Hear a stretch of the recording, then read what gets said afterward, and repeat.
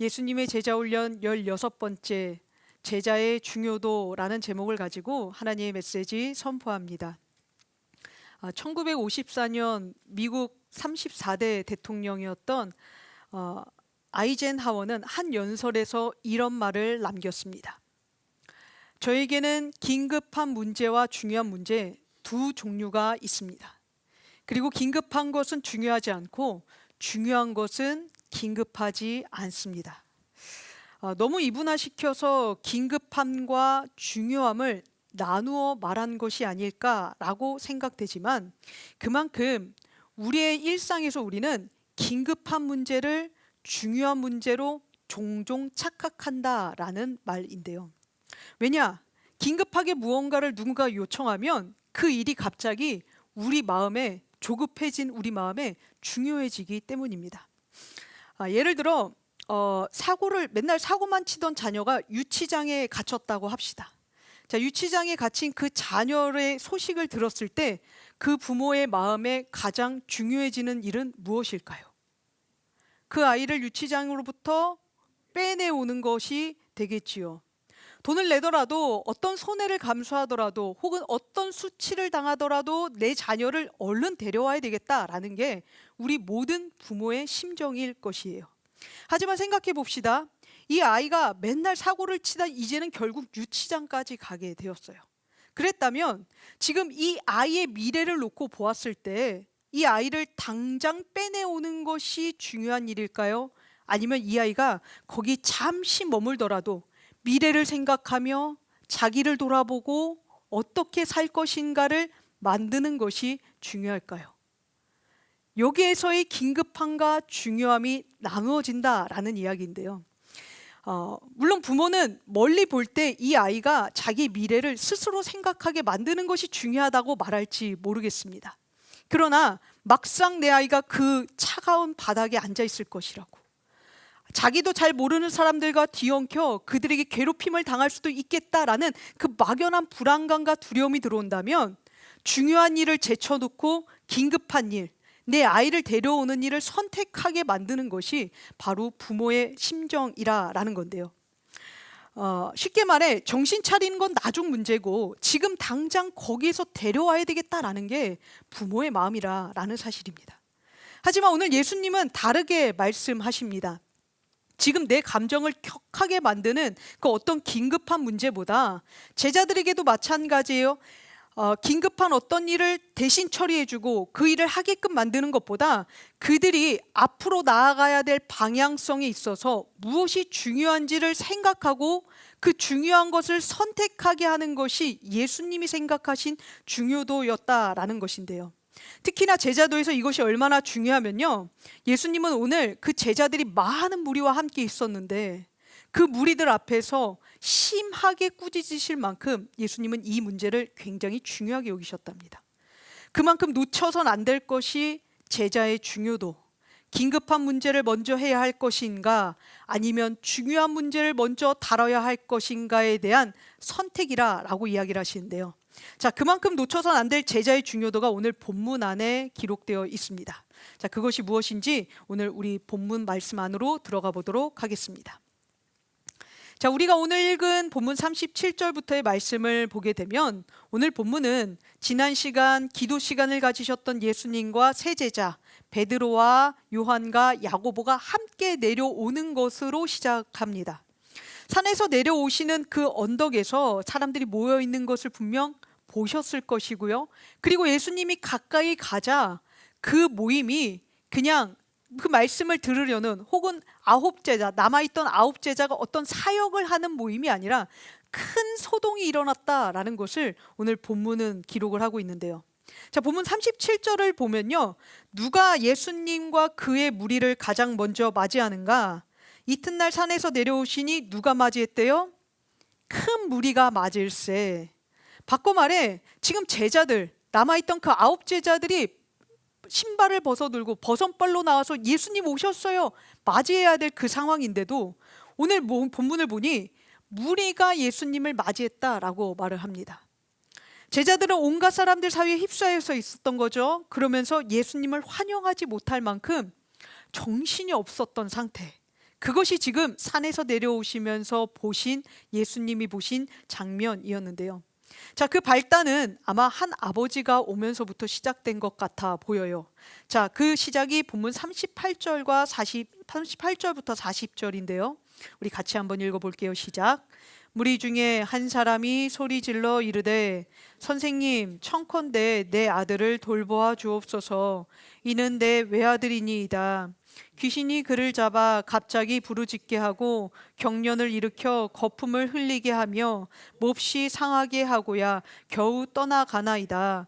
당신의 제자들에게 내쫓아 주기를 구하였으나 그들이 능히 못하더이다. 아멘. 예수님이 기도하시러 세 제자를 데리고 산에 올라가신 시간은요, 아마도 하루 혹은 길어봤자 이틀 정도의 여정밖에는 걸리지 않았을 것 같아요. 예수님이 그렇게 그 사람들만 데리고 갔었을 때에는 특별한 장면을 보여주시기 위함이었지 이들만 특훈을 하려고 간 건 아니었기 때문인데요.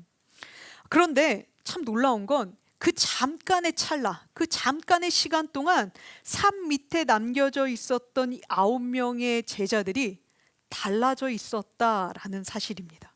마치 다른 사람이 된 것처럼 예수님이 내가 알던 제자들이 아닌데? 라는 생각이 드셨던 거예요. 왜냐? 분명 9제자라면 지금 귀신 들린 한 소년, 지금 이 소년이 겪고 있는 이 모든 병명을 의사였던 누가는 그때 헬라적인 의학 문화 안에서 간질일 것이다 라고 생각을 했는데요. 정말 그렇게 그런 단어를 사용하긴 했는데요. 자, 그런 것을 떠나서 지금 이 소년의 직접적인 원인은 뭐였냐면 귀신 때문이었다라고 얘기를 해요. 우리 지금도 현대의학이 아무리 발전돼도 뇌질환으로 일어나는 경련이나 거품을 흘리게 만드는 일, 이런 발작을요 진정할 수 있는 약은 거의 없다고 합니다. 잘 밝혀지지 않는데요. 그러니 그때 당시에도 그런 질환은 있었을 거예요. 그런 질병을 겪고 있는 모든 사람들이 귀신 들렸다고 말하는 건 아니고요. 그런 질환이 있었겠지만 지금 이 소년의 경우는 그 질환이 아닌 거죠. 귀신이 들려서 그 질환의 증상이 나타나게 된 것. 다시 말해 오늘 제자들이 이 소년의 귀신을 쫓아내어 주었다면 이 소년은 건강해질 수 있었다라는 이유였는데요. 근데 이 아버지가 뭐라고 하나요? 능히 못하더이다. 이 능히 못하더이다 라는 건요, 여기에서 나온 영어가 다이너마이트예요.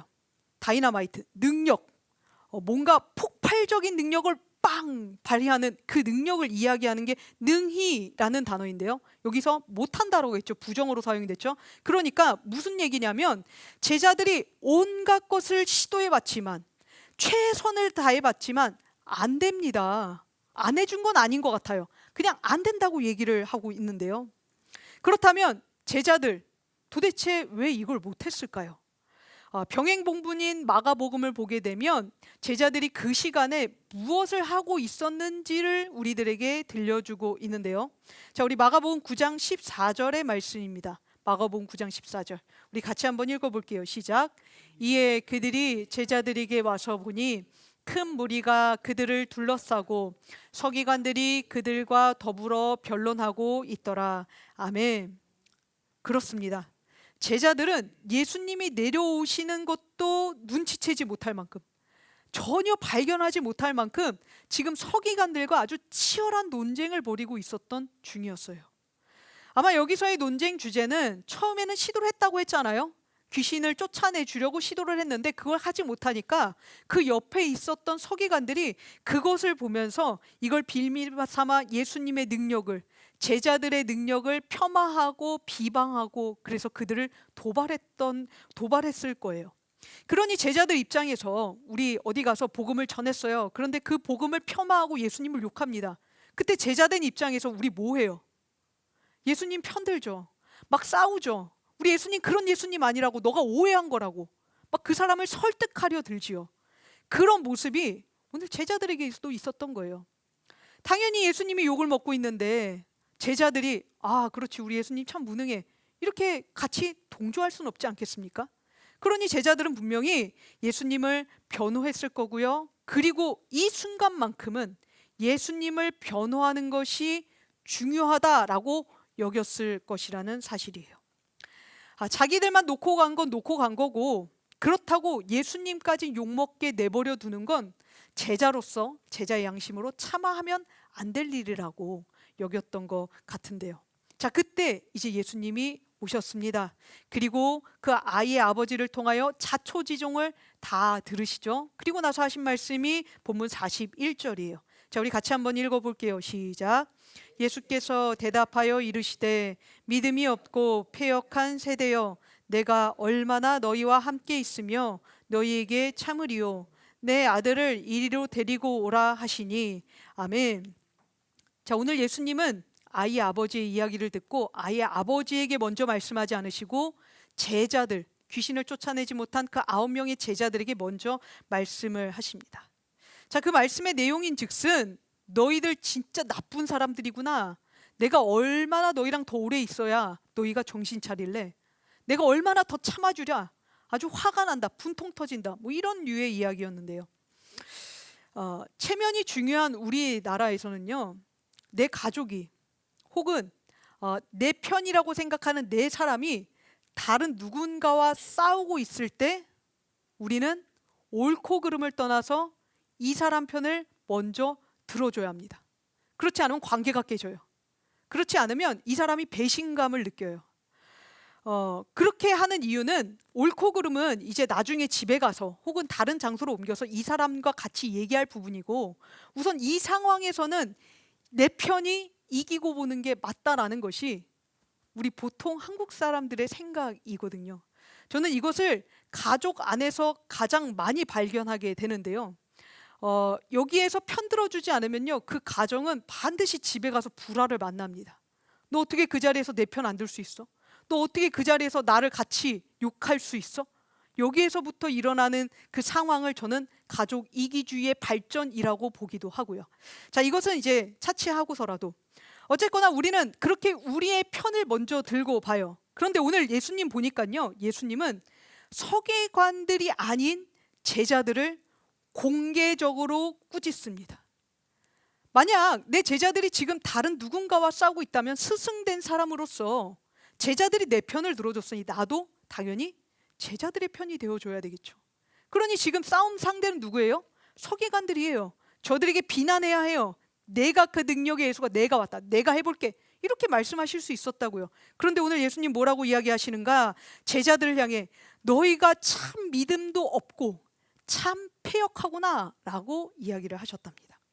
자, 그렇다면 믿음 없음과 패역은 무슨 의미일까요? 자, 이 의미를 우리가 알아야 예수님께서 지금 이렇게 이야기하시면서 계속하시는 행동들을 통하여 예수님은 뭘 중요하게 여기고 계시는지를 발견할 수 있는데요. 자, 믿음 없음은 믿지 않는 불신앙의 상태를 의미합니다.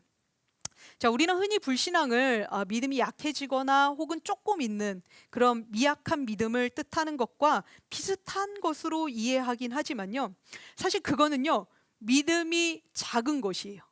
믿음이 불완전하고 약해서 흔들리는 것은 믿음이 작은 것이고요, 지금 예수님이 말씀하시는 건 아예 믿음이 없는 상태를 말씀하신 건데요. 자, 예수님은 이것을 성경 안에서 분명히 구분하여 사용하십니다. 자, 믿음이 적다라는 표현은 무리를 걷던 베드로가 바람이 오니까 무서워서 어떻게 돼요? 빠지죠. 바다 밑으로 빠지니까요, 그 모습을 보면서 예수님이 손을 내밀어 주시기 전에 믿음이 적은 자요 라고 이야기를 하세요. 그때 믿음이 적다예요. 또 이 믿음이 적다는 표현은 어디서 또 사용을 하셨냐면요, 들의 백합화, 공중에 나는 새, 야, 쟤네를 다 돌보시는 천부 하나님께서, 우리 아버지 하나님께서 어떻게 내 자녀로 만들어 놓고 나 양국민 하나 책임 안 지겠냐? 야, 그거 못 믿어서 그렇게 불안하냐? 염려하냐?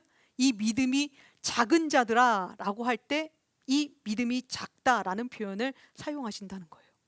다시 말해, 이 믿음이 작다라는, 이 믿음이 적다라는 표현은요, 작다 적다라는 표현은 믿음이 있긴 있어요. 아예 없는 건 아니에요. 그런데 이게 자꾸 흔들리는 거예요. 뭐로요? 문제가 오고 상황이 오고 갈등이 오면, 예수님 나 사랑하시는 거 맞나? 라고 믿음의 그 연약함을 가지고, 그러나 이 적은 자들은 어떻게 해요? 예수님께 나가요. 기도해요. 도와달라고 요청해요. 그래서 나 좀 도와주세요 라고 할 때 도와주시면서 이 믿음이 적은 자야, 이제 나를 좀 더 신뢰해 볼 수 있겠니? 라고 하시는 게 믿음이 적다라는 표현인데요. 반면 오늘 본문에서는요, 뭐라고 말씀하셨죠? 믿음이 없다라고 말씀하십니다. 아예 믿음이 없다라는 걸 말씀하신 거예요. 이때 사용된 헬라어 아피스토스라는 단어는요, 피스토스가 믿음이라는 단어고요, 아가 부정사 아입니다. not, no, none 이런 부정사예요. 그러면서 피스토스가 결합되면서 믿음이 없다라는 그 단어가 하나 만들어진 건데요. 다시 말해 아피스토스라고 이야기하실 때 예수님은 제자들을 향해 지금 나를 믿지 않는 불신자들과 똑같은 사람들이라고 이야기하신 거라는 거예요. 다시 말해 오늘 산 밑에 있는 남은 제자들은 무엇 때문인지, 어떤 이유에서인지 예수님을 믿지 않은 자들로 변해버렸다라는 사실인데요. 자, 이뿐만이 아니었죠. 이들에게 또 하나의 변화가 있었는데 그게 바로 패역함입니다. 자, 이 패역함은 믿음 없음은 내적 상태라면, 우리 마음 안에 있는 그런 상태라면, 이 패역함은 외적인 행위를 나타내는데요. 자, 종종 우리나라 사람들은 이 패역하다라는 표현을 페류나, 부모를 때리거나 부모를 죽인 그런 페류나들을 빗대어 표현할 때 이 패역하다 이렇게 이야기를 하곤 합니다. 그런데 원래 이 패역하다의 원래 의미는 굽게 된, 혹은 어떤 형태가 뒤틀려져 버린 그런 상태를 뜻하는 말인데요. 다시 말해 나무가 비가 와서 물을 먹었어요. 그러면 햇빛이 비춰질 때 나무가 어떻게 돼요? 뒤틀리죠. 이 뒤틀림이 이 패역함이에요. 또 지진이 나서 평평했던 길이, 잘 깔려 있었던 아스팔트가 갑자기 어느 곳은 훅 솟아버리고 어느 곳은 푹 꺼져버렸습니다. 자, 그랬었을 때 굽어진 이 상태를 패역하다라고 말하는 거예요. 다시 말해 지금 제자들은 어떤 이유에서인지 마음이 뒤틀렸다라는 거예요. 마음이 원래는 평평했는데 굽어지고 올라서고 꺼지고 불과 얼마 전과는 완전히 다른 형태가 되어버린 그 모습이 바로 이 패역함에서 말씀하고 계신, 지적하신 제자들의 상태였었는데요.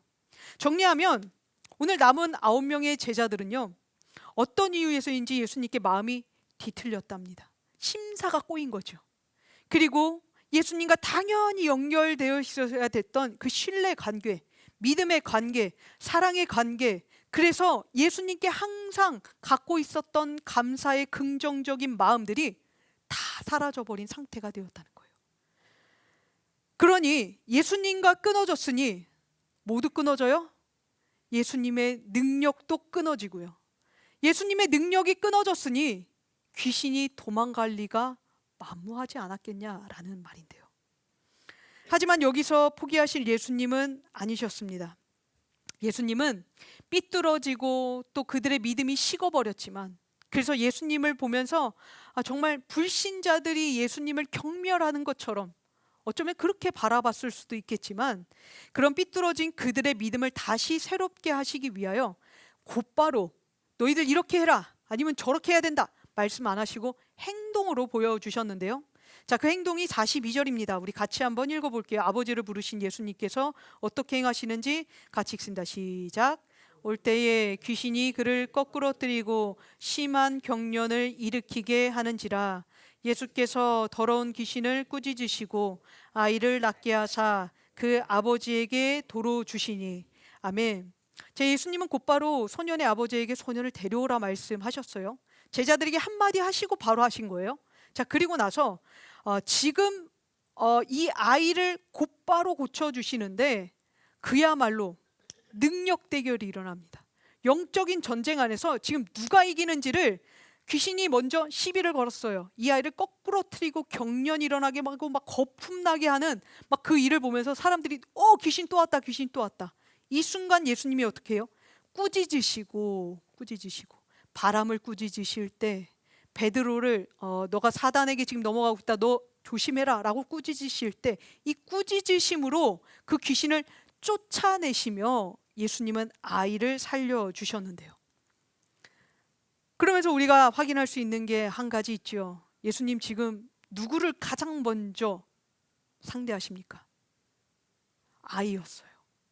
아이의 아버지의 이야기를 듣긴 했지만 아이의 아버지의 마음을 위로해 준 것도 아니고요. 서기관들과 싸우고 있는 제자들을 불러다가 제자들을 따로 떼어 놓으신 건 분리하신 건 맞지만 서기관들도 상대하지 않으세요. 오롯이 지금 이 상황에서 가장 먼저 해야 될 그 선택은 지금 죽어가고 있는 이 아이, 고통받고 있는 이 아이를 살려내는 게 내가 온 이유다. 내가 할 일이다. 그 일은 우리 제자가 따라야 할 일이다 라는 것을 오늘 예수님은 중요한 일이 무엇인지를 당신이 직접 행동하시며 제자들에게 가르쳐 주신 건데요. 지금 중요한 일은 서기관과 논쟁하는 일이 아니라는 거예요. 저들은 이겨 뭐 할래?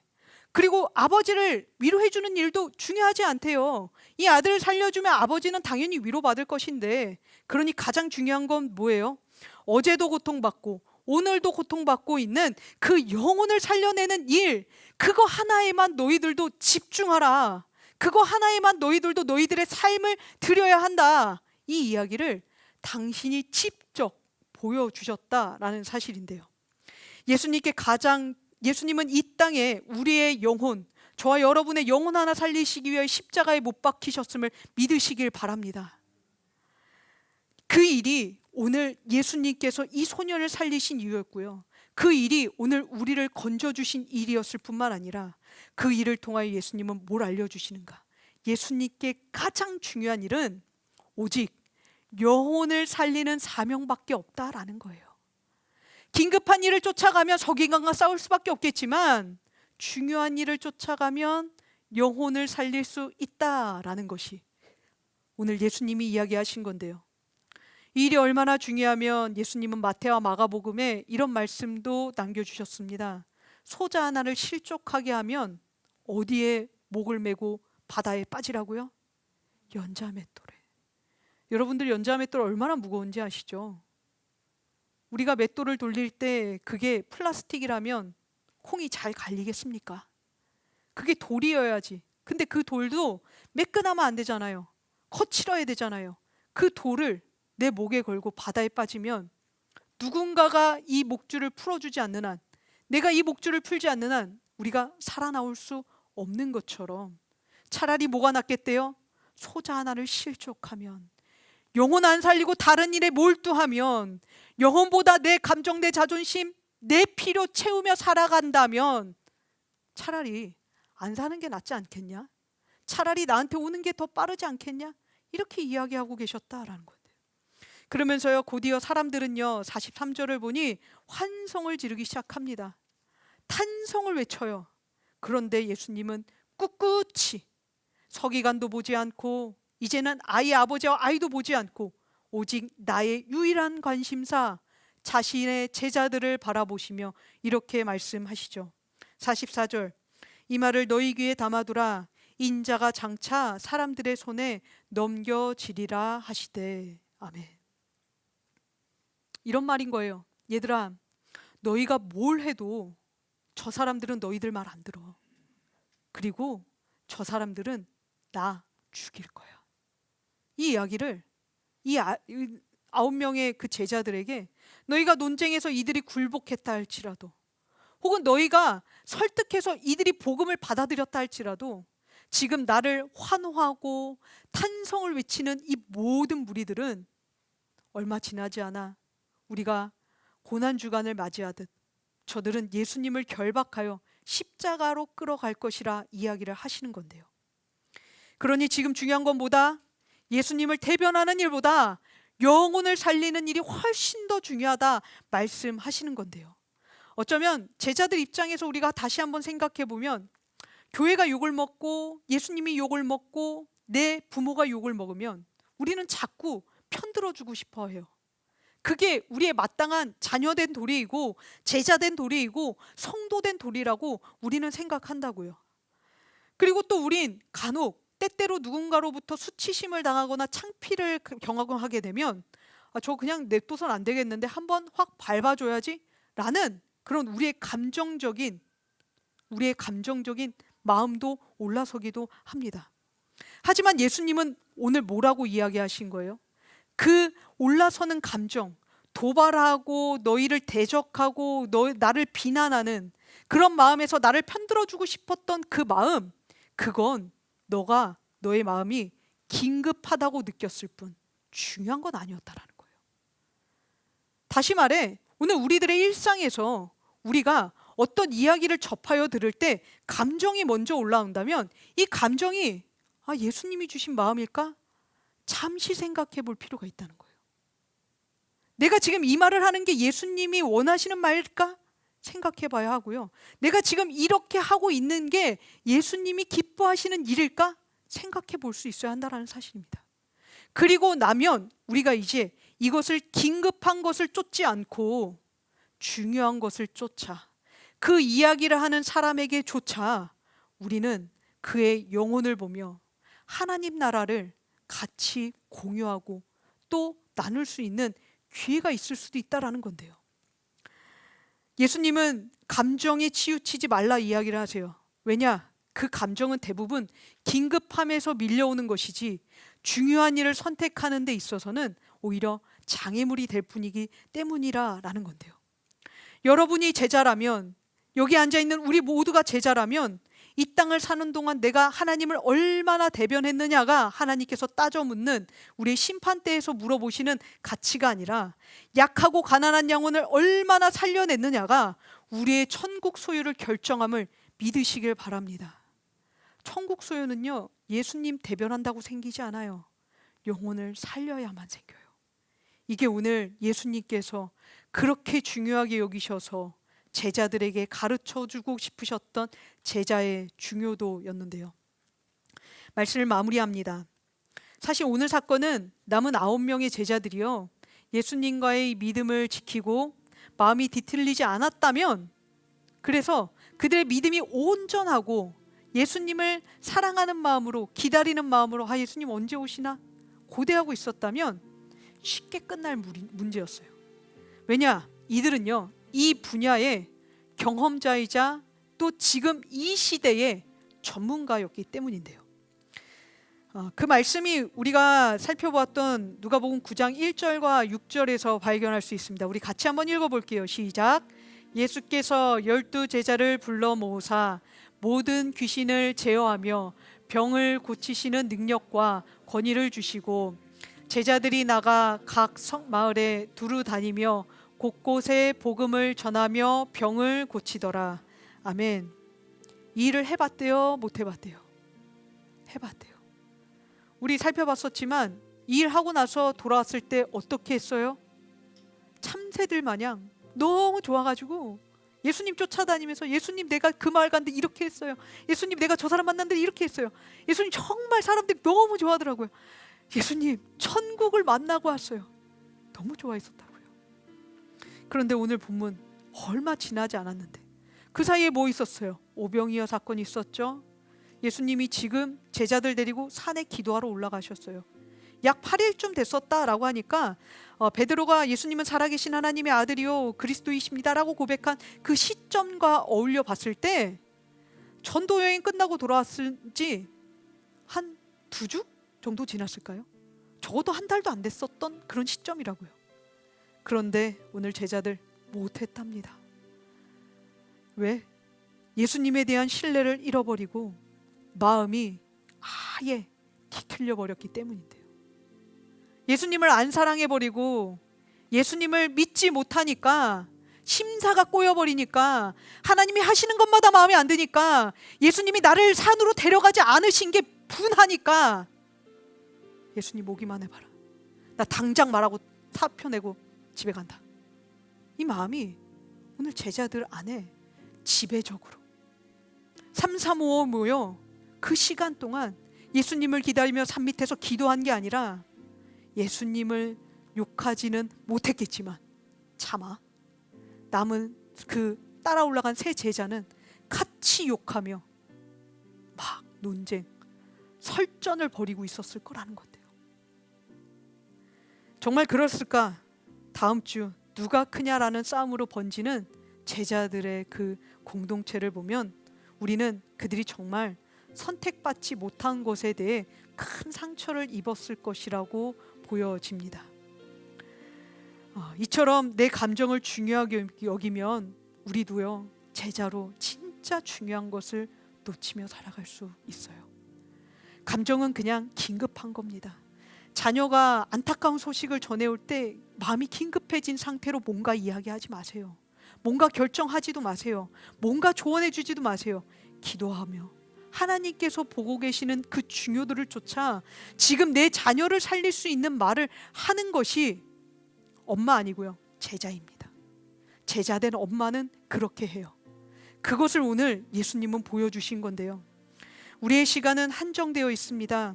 예수님을 알아가는 기회가 계속 주어지지도 않아요. 기차를 놓치면 다음 기차가 올 때까지 수시간을 기다려야 되는 것처럼 은혜도 마찬가지예요. 그때를 놓치면, 은혜 받을 만한 그때를 놓치면 다음 은혜의 때가 주어질 때까지 우리는 고난의 시간을, 고통의 시간을 계속 견뎌야 될 수도 있습니다. 그래서 예수님은요, 45절 말씀에 깨닫지도 못하도록 숨겨져 있는 그 말씀을, 어차피 십자가 얘기도 제자들 모르거든요. 그게 하나님이 지금 세워놓으신 질서 때문이에요. 그런데도 예수님이 또 말씀하셨던 이유, 안타까웠기 때문인데요.